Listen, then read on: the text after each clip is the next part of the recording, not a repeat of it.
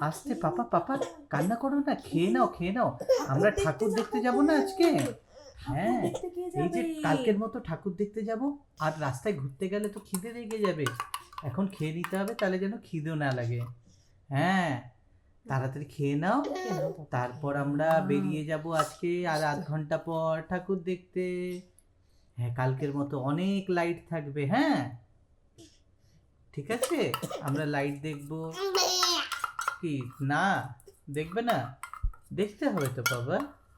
হ্যাঁ, আস্তে পড়ে যাবে, পড়ে যাবে। আরেকবার, এই তো এটাই লাস্ট। এই এই তো টাপাস।